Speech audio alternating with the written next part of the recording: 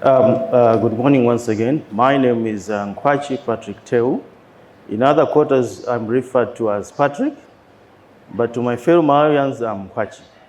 So don't be surprised when you hear the two different names, but it's the same person. I work for ESCOM under the optic fiber department, where we're doing data transmission. Because most of the people, when they hear about ESCOM, it's all about electricity. But ESCOM is also in the telecommunication business. So as a telecom provider, we are partners with ISPs, and from the previous presenter, he talked about the diplomatic data corridor. We are part and parcel of that initiative because we are on the transport layer. So my presentation is about the transport and the access technologies that we use in ESCOM. To my fellow colleagues in the universities, you need to understand some of these technologies are for you, some are for the operators. First and foremost, I will introduce you a brief introduction to what fiber technology is, the advantages of using fiber technology, the transmission technologies we use, and the access, and also the application, and the use case of fiber, and what are the future trends for fiber. Fiber was first introduced by two guys in early 1840s in Paris, when they came up with a demonstration on how to guide light in form of refraction. So that was the first time these two gentlemen came up together early in France. Then 12 years later, another gentleman did also a demonstration in his public lecture in London, and that was the start of using optic fiber. Basically, optic fiber, you're using light to do the transmission. From the previous technologies, it was all digital. Now, in optic fiber, you convert that digital into light. And as you know, light travels 3 times faster than the speed of sound. So fiber is the way to go at the moment. Everybody else is talking about fiber. If you need real-time data, it's all fiber. What are the advantages of optic fiber compared to other technologies? In optic fiber, you've got higher bandwidth. The bandwidth in optic fiber is infinity. You cannot finish it. The limitation factors are just your transmit and your receive devices. Like in ESCOM, our first equipment was only 622 Mbps, which was 1STM4. But at the moment, we are at 100 gig. Within 10 years, we've moved to 100. Why? Because the demand out there is growing day by day. You may agree with me to say previously, when we had these flash drives, a 128 was enough. Now you've got terabits of flash memory. But even though that's not enough. So as day by day go, we are increasing on your capacity demand. So even us on the transport level, we are also thinking on ways on how we can come up to serve you more with the increase that you're demanding. Another good advantage of fiber is you've got low signal loss. As you're transmitting data, if you're using satellite, the signal losses are huge. But in fiber, they're not, because you can tune your signal to transmit over a longer distance without even amplifying that signal. As ESCOM, we lay our fiber together with the electricity lines. And if you put copper and electrical signals together, there's interference. You have electromagnetic interference. But with the fiber, there's nothing of that sort. We put our high voltage lines, our highest voltage line is 400 volts, 400,000 volts together with the fiber, but there's no any interference, no signal losses. The other advantage is the size. Fiber is small in size. If you compare the diameter of a fiber cable and you take the same diameter, you put copper, fiber has a lesser weight. Fiber is small in size, but it's capable of transmitting a lot of signals. The other thing is the security. Once information is being transmitted in fiber, you have got total security, unless if you leak your credentials. But otherwise, no one can tap a signal in a fiber. Another thing is the lifespan. You install the fiber, you are guaranteed 20 years lifespan without doing any change. Here we've got our optic fiber topology map that we have in ESCOM. As you know, Malawi is linear. You've got the longest distance is about, from north to south, about 1,100 kilometers, which is from Chitipa down to Sanje. Our network is available in each and every district, including the most remote area, which is the Likoma Island. If you go to Likoma, there is a fiber network on the island. But of course, we're not transmitting through.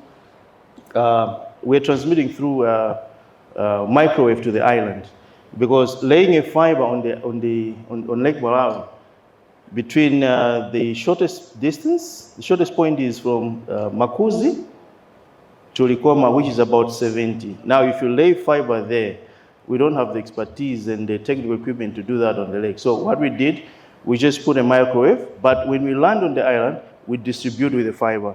We provide last mile fiber to the home. So anywhere in between, the only portion where we have microwave is between Malawi and Likoma. But overall, everywhere else, it's all fiber. Our map is this one. Within our map, we're running 3 technologies. We're doing DWDM, we're doing IP, and we're doing OTN. If you come, you want a signal, IP signal, we're able to give you IP signal up to 10 gig on one port. If you want DWDM, we'll be able to give you a lambda. If you want SDH, we can give you STM1, STM4, or STM16. So any of the 3 technologies that the MNOs would require, we provide. All those red lines you see on the map, all those are fiber cables. The dots you see within the map, those are active sites of 100 gig each and every district.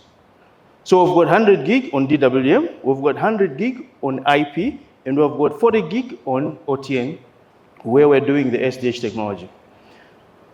And not only that, we are connected to 8 borders. As you know, Malawi is a landlocked country, just like what Andrew said. From the southern part of Malawi to way somewhere in the center, we are all encapsulated into Mozambique. So within Mozambique, we've got a lot of borders. So we've got an international capacity going to Zobwe via Mwanza. We have got Chiponde, and we're also coming with the Nakala corridor that Andrew talked about, will be part of the border on the eastern side. Now at the bottom, Maraka, it's a route in planning. We'll have it maybe next year or the other year, depending on the capacity needs down there. On the eastern side, on the western side, we've got Zobwe, we have got Dedza. Dedza is fiber ready, but our counterparts in Mozambique, they're not yet there. So some of the borders, what we have done is make them fiber ready. When our counterparts in the neighboring countries are ready, they already find the fiber there. Then we have got Chipata through Zambia. Zambia, we've got 2. We've got another one, northern part of Zambia in Malawi, which is Lundazi in Mzimba. Going further up is just Songwe. But we're exploring to have another border connectivity with Tunduma, where we have Zambia and Tanzania. Now, on the transport technologies, we've got OTN, as earlier said. OTN, that's where we're doing a mix of a little bit of Ethernet and SDH. The benefits of OTN are there. The network is enabled to, you've got a forward area correction in the network. You've got efficient way, it's an efficient way to transmit, transport, and multiplex the data. The advantages of OTN, high capacity solution, enabling transmission of large data over long distances. Some of the long distances where we transmit on OTN is 156 Ks between Mzimba and Kasungu without amplifying the signal. It's reliable. Provides standardized and flexible architecture, allowing for seamless integration of different types of services and protocols, where we have SDH, we've got IP on the same technology platform. Also enables end-to-end provision and protection, ensuring the quality of service, business continuity. The disadvantages of ATN are there. Number one, it needs high investment. because as you have seen on our map, each and every district has got an OTN equipment. Now, to come up with that, it's a high investment. So number one, it's high investment. Then adaptability to rapid changes in traffic patterns. The changes of traffic that are here now were not there before. Like when we deployed our OTN in 2017, that's when we went live with the OTN. Now, 2024, OTN, some of the technologies are not being used anymore. Most of the operators are moving from SDH to IP because of flexibility and the rest. And the other thing is interoperability between vendor OTN equipment. You find out you buy, for example, you buy equipment from vendor A. You have maybe integration differences and difficulties with vendor B. So some of those challenges are what made us move to the next technology, which is DWDM, where DWDM actually, if your capacity is growing, the demand in capacity is growing, and your equipment cannot cope up with the demand, what do? Instead of you installing another fiber, you just change the technology. So what we faced in ESCOM was the demand in capacity, where our fiber that was running the OTN could not handle. So that's when we said, no, let's upgrade to DWDM. Not only that, OTN, you're only limiting yourself to 10 gig. But in DWDM, it depends. You can go all the way up to 400 or terabits, like the previous speaker who spoke yesterday, Martin. In DWDM technology, you're using one pair of fiber, but in that pair of fiber, you split the signals. For example, in DWDM, you have up to 96 or even 192 channels. Each channel can carry 100 or 200 gig. Now, it's the same fiber where you're doing 40 gig, but because you've changed to DWDM,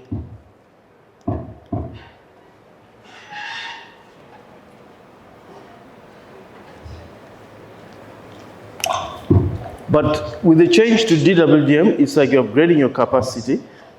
If you look on the screen here, for example, in a 196 channel, you've got 96 channel with a spacing of 100 gig each or even 200. Of course, the frequency ranges from 50 to 75 gigahertz up to 100 gigahertz.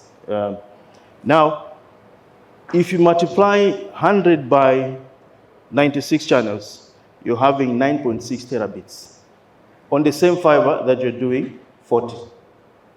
Now, moving forward, if we get more demands exceeding 9.6 terabits, then what we need to do is just add in more lambda. So what normally happens is each channel is like if you're looking at the rainbow. Rainbow has got how many colors? 7 or 6? So each color is one channel. That one channel is 100 gig or even 200 gig. That's what DWDM is. So it's dense wave division multiplexing. The DWDM channel spacing is, the spacing is about 0.8 or 0.7 nanometers. So you have 15, the first channel is 1528.77 nanometers, which is one channel. Then you can move all the way up to 1561 in a 96. This is an 80 channel chart. The advantages of DWDM are, if you have got less fiber cores to transmit and receive capacity, what do? Just deploy DWDM. You're increasing your capacity with the same fiber. A single fiber is divided into multiple channels. As you have seen from the previous slide, these multiple channels are a single fiber, 96 channels, which means 9.6 terabits of that from a single fiber that we're doing only 40 gig. Now, these are one of the advantages of fibers advantages of using DWDM technology. Another thing is it's easy to expand. You just add in more channels. No need to change a lot of things. Also, you go long lengths, like long spans. for example, you can even go as far as 1,500 Ks without amplifying the signal on the same channel. The disadvantages of DWDM, number one, it's cost. It's very expensive to deploy a network. As you have seen, our network from Sanje to Chipa, we deployed it within a year. So we spent quite a fortune on the network. So cost on operations and capex is very huge. Number two is complication. It's a complicated technology. So you really need to know what you're doing. The other thing is compatibility and interoperability between vendors. Complexity in system design and maintenance. Maintenance is also complex. Another thing is the challenge with the wavelengths, control and stabilization of the wavelengths. It's a challenge. Now we move on to the last mile technology that we have with ESCOM, which is FTTX, fiber to the X. The X can be the home, the business, the school, whatever, fiber to wherever. So ESCOM has FTTX network of about 2,000 kilometers. We deployed this network in 10 districts. In Blantyre, the whole of Blantyre has FTTX. The whole of Lilongwe have FTTX. Of course, it's not only ESCOM that is doing FTTX. Other operators like Inc., Simbanet, they're also doing FTTX. But we have gone an extra mile because our colleagues have not reached other areas, but we have reached those areas so that we complement on Makra's efforts to serve the underserved. So this is just an actually of FTTX, how we deploy FTTX. On the central office, that represents ESCOM office, a single fiber running from ESCOM office will go to a specific location, which is this point. This is a distribution point. Now, from one fiber, you split that one fiber into multiple connections. So like here, one fiber, we're splitting it into 3 houses, but this is not on the limitation. We can split it up to 64 individual connections. It means 64 connections are sharing a gig, which is a lot of capacity. And this allows us to connect multiple houses. We are currently ready to connect up to 25,000 individual FTTX connections within ESCOM, but we can go up to 100,000 on our FTTX.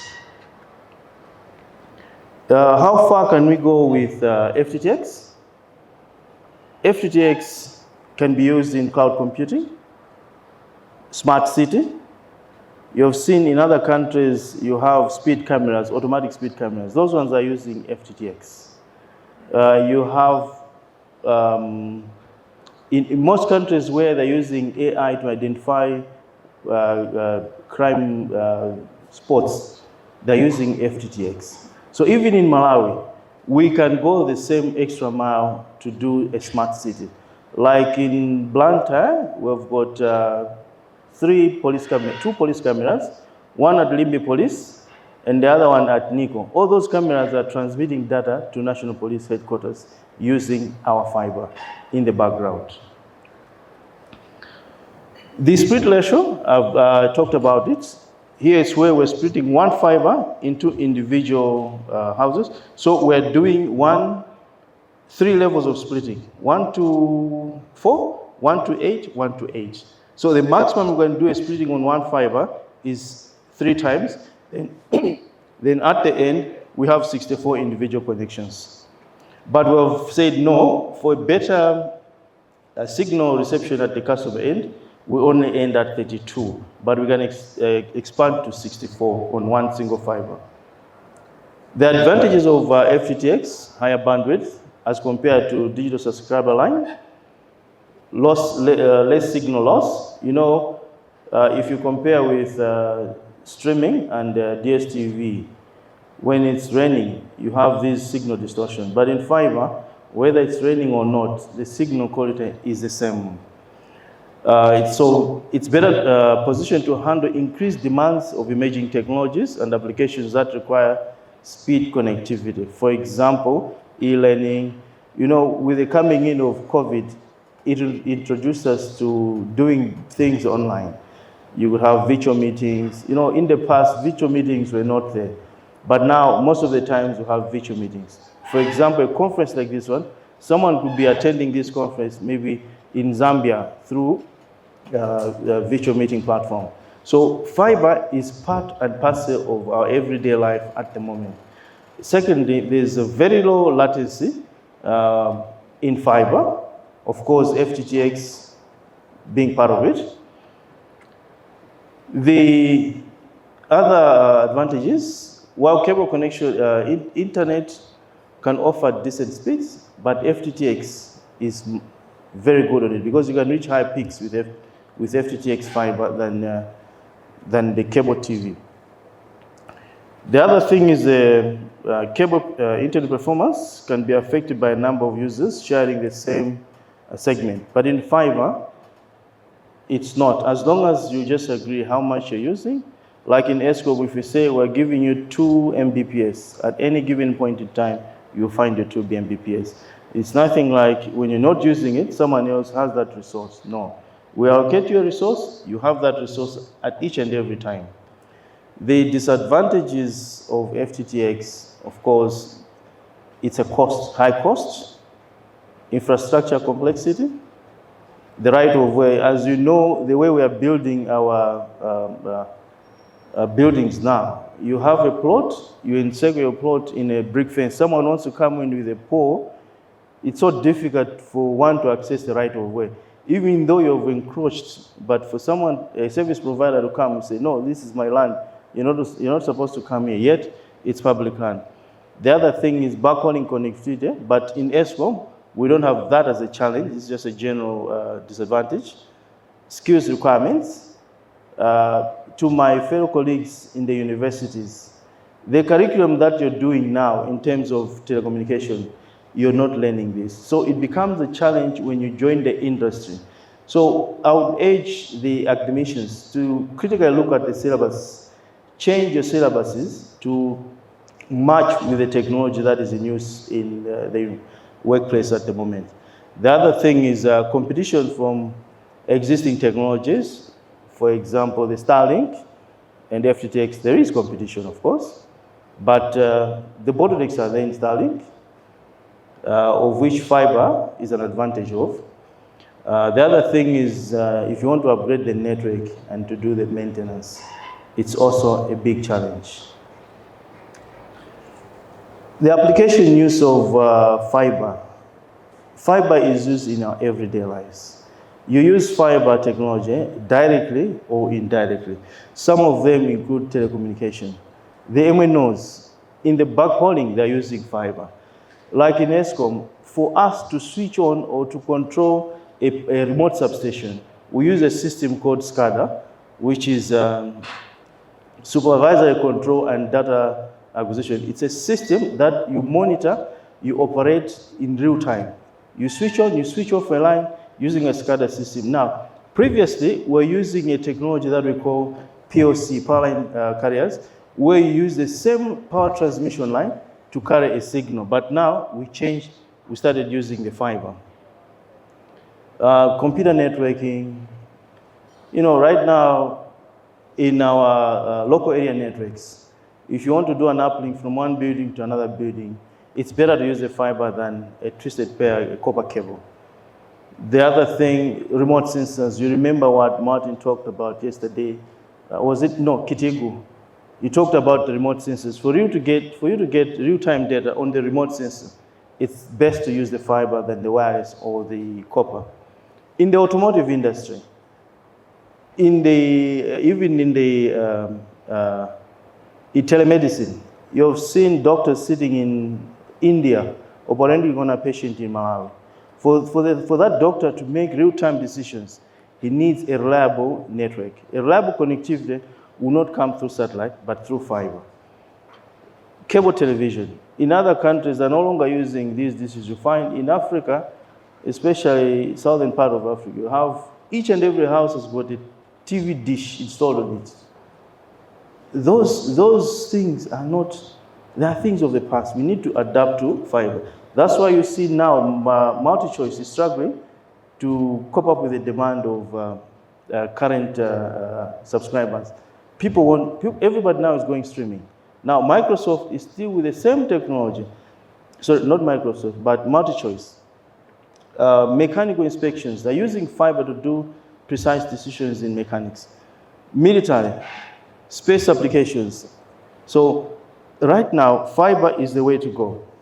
Future trends and developments in fiber, well, all optical communication networks, they'll be using fiber, they're using fiber, that's the way to go. Integration, intelligent optical transmission networks, multi-terabit optical networks. As I said, like us in ESCOM, we had 100. 2-3 years to come, will be maybe in terabits as our colleague, depending on the demand that you guys are going to create for us. The other thing is ultra long haul optical transmission, improvements in laser technology, improvements in optical transmitter receiver technology, improvement in optical amplification technology. The amplifiers that we're using in 2017 are not the same that we're using now. Why? Because the demand in technology has also made a demand in manufacturers to come up with better solutions on amplifiers. With that, I end my presentation.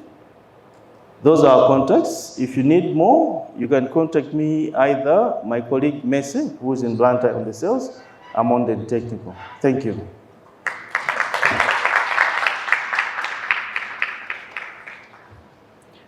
Any questions you need to know about ESCOM?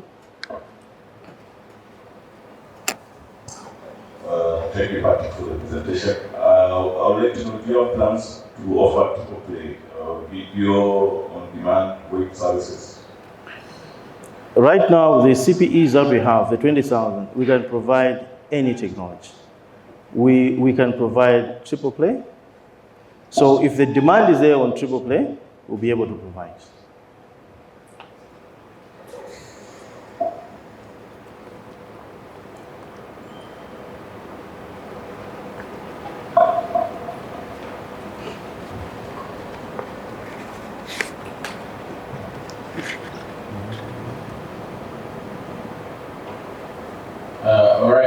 Let me start by admitting that you've made a very good observation about universities not teaching about fiber and DDoS.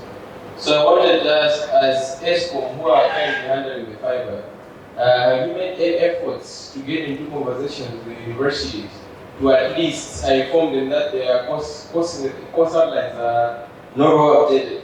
I know other institutions like MACRA have made efforts to sponsor students to attend events like these. But then have you, as ESCOM, made any efforts, or have you gotten into any conversations with directly with the universities to update them about this? Last ICTAM Expo, I met a gentleman who happens to be a dean of ICT at Chancellor College. And I said to him, you look at your curriculum, it's outdated. What you're teaching students now in terms of in networks is not what is on the ground. You need to change. And we even offered ourselves to say, you can invite us to do a lecture on these technologies. But from that time, we've never had any response from them. So we offered ourselves, but if someone doesn't want to take your offer, can you force that person? Certainly not. I also had a chat with one of the attendees from MOBAS, and she actually said, no, when I get back, I'll talk to the registrar academics on what you're proposing. So we are readily available to impart this knowledge to you, the university students. All right, and the university is ready as well, and we'll also get into conversation with the head of department. We'll definitely reach out to the email. No problem, you're more than welcome. All right. And we'll appreciate on that.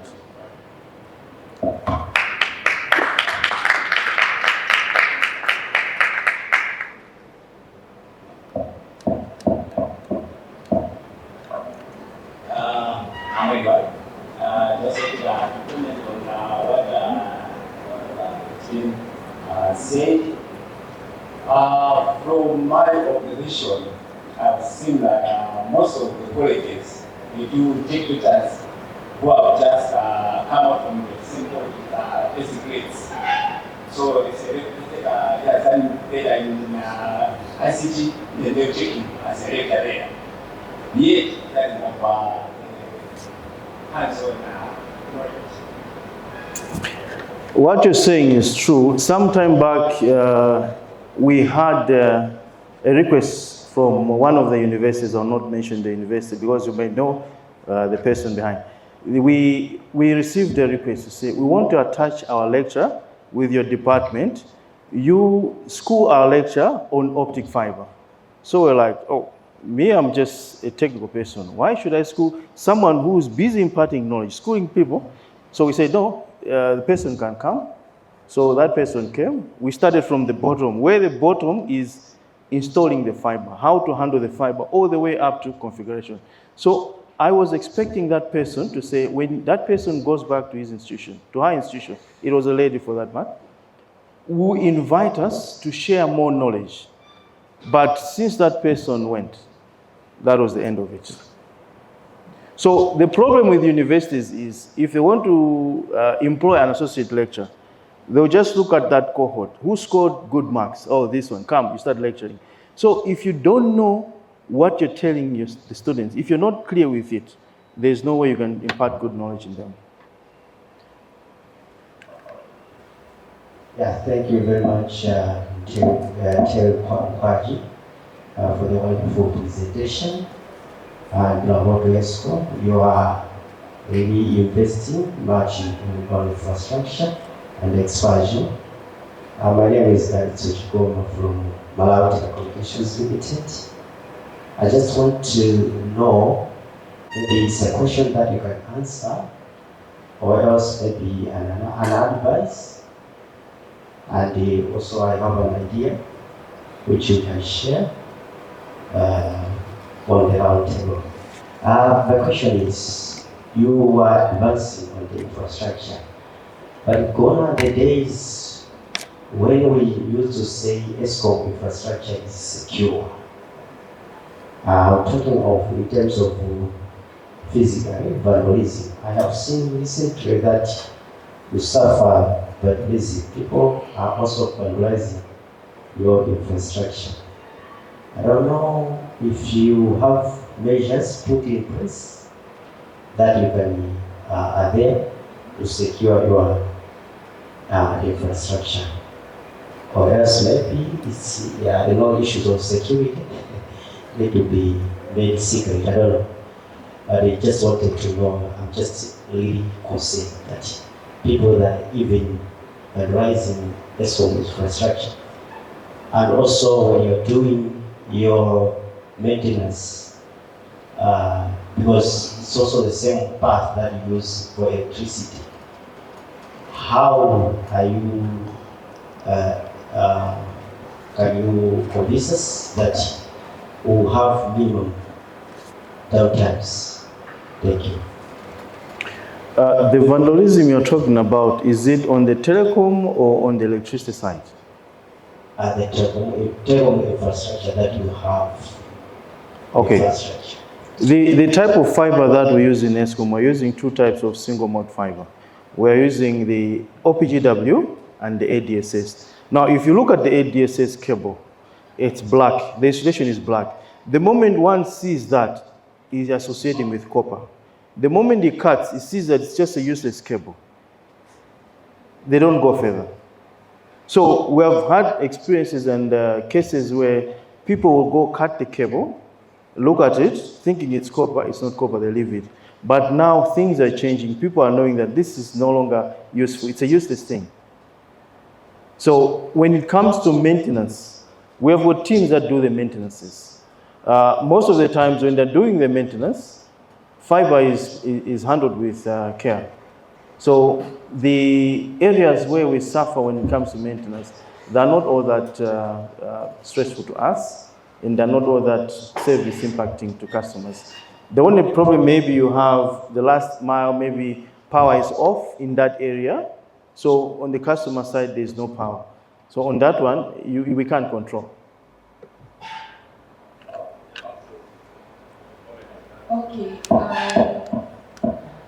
I have a question. I've heard a lot about universities using outdated curriculums.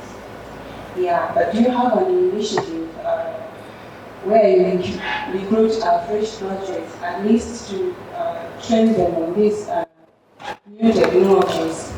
Because I've heard a lot of companies say, no, university is outdated, this and that, but you are looking for interns. You have seen a lot of adverts looking for interns but with experience. I mean, do you have that an initiative of recruiting at least new fresh graduates just to teach them on these technologies? Thank you. Actually, ESCOM, some of you don't know, it's running one of the big internship programs.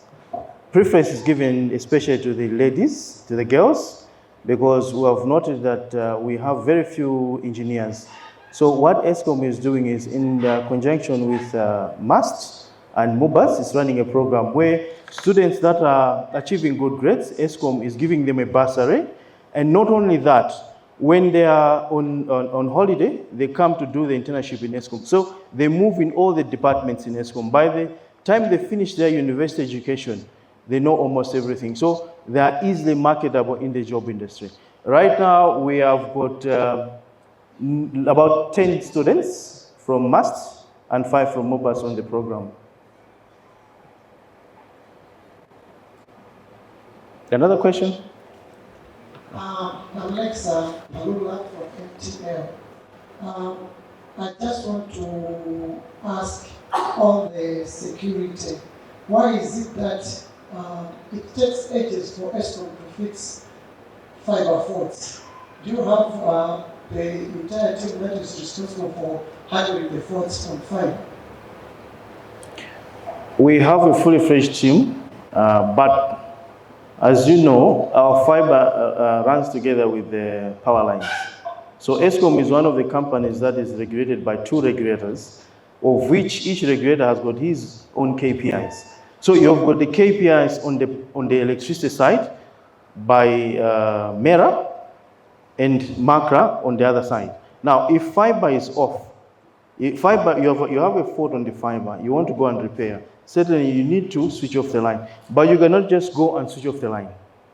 So you need to go several approval processes where you need that line to go off. So as a result, the fault tends to be prolonged, but nevertheless, we fix faults on time.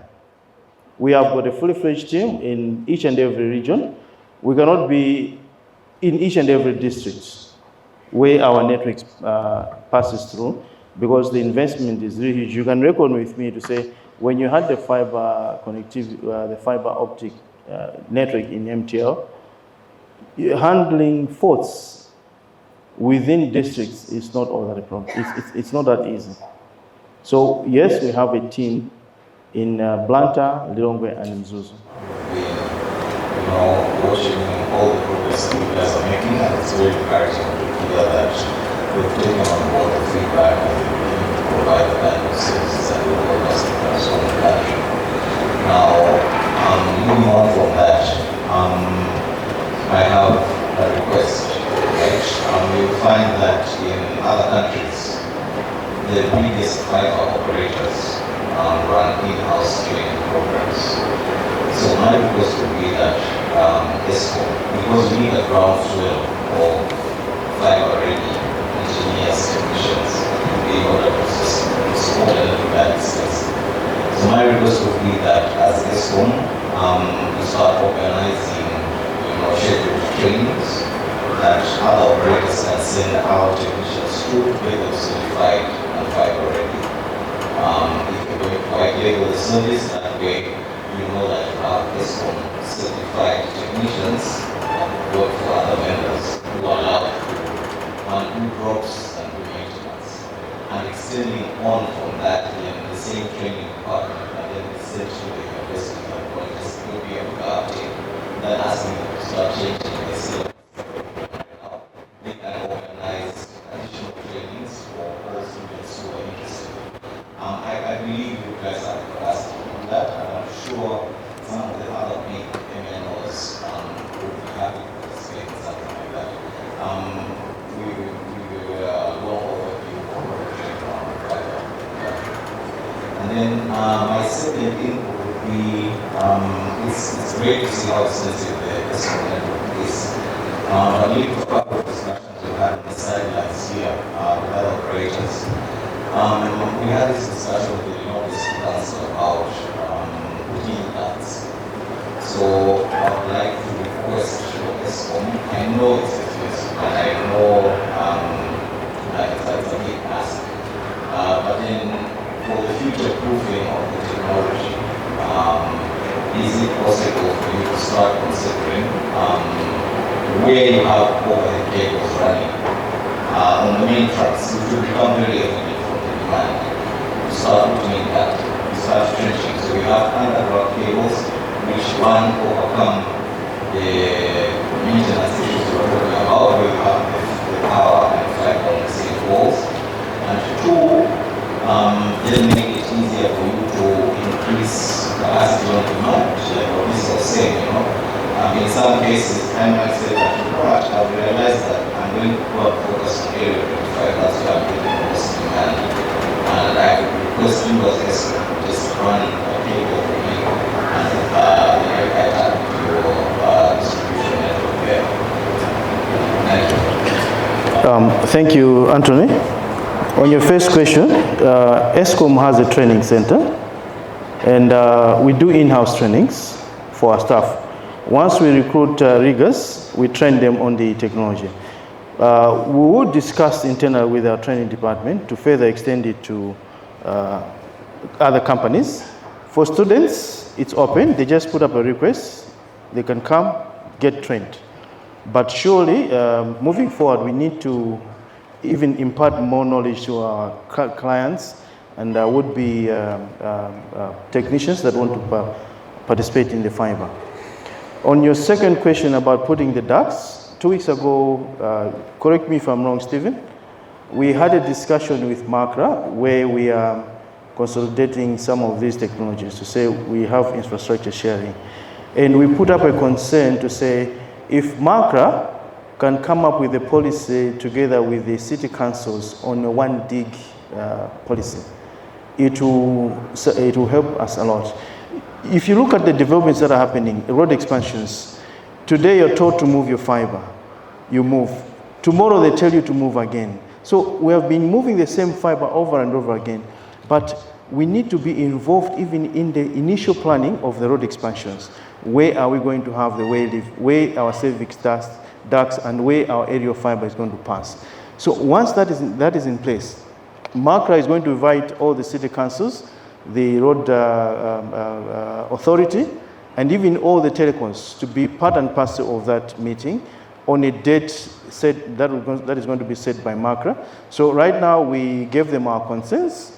Stephen is there to bear witness. So we're just waiting from MACRA to give us a note to say operators and all the city councils, all the stakeholders come together, we bang heads, we shout at each other. By the end of the day, we have one common solution.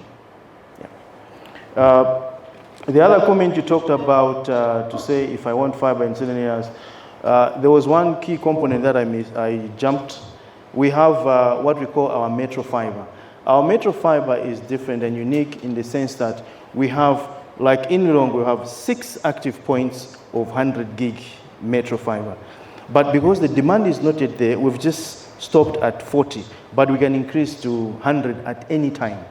So we have got an active site in Lumbadzi, we have got an active site at Kanengo, we have got an active site at, so all these sites are interconnected together. So you've got Kia, which is Lumbadzi, you've got Kanengo, then you've got Chitipi, you've got Area 3, you've got Bunda, and you've got city center. So within that, we've like encircled the city into one ring. And there's an interconnection between like city center or town, city center and Kanengo, city center and Tsabango, which is Bunda town off. So the same applies to Blantyre. We've got Chireka side, we have got Chichiri, we have got Blantyre CBD, we have got Green Corner as you're going to Chikwawa and Pemba Road, then we have got Chigumula, we have got Limbi, so, and we have got Mandala. So all those areas, they are fiber ready. There's a 96 cable ring on all these places. Even in Mzuzu, we have done the same. So Mzuzu is not out of the equation because Mzuzu, you've got Luinga, you've got Katoto, you've got the city center, and also Zomba as well. Yeah. Just a final question. I think you put it right, when we have bosses around here, they can answer. So I think we are going to ask Makra also to give us their view. So Makra, what's your view about like infrastructure sharing, which can be probably a proper way to be able to improve the internet if really that is a power sharing to make sure that somebody who deployed is ESCOM and the likes, they can be able to share that in Kenya. And I give an example because it's something that I'm seeing. Even the masks, these that people use for the BTS and the likes, it was enforced at some point, which will be for infrastructure sharing, which so about American towers can be in like an actual person. What's your take on infrastructure sharing?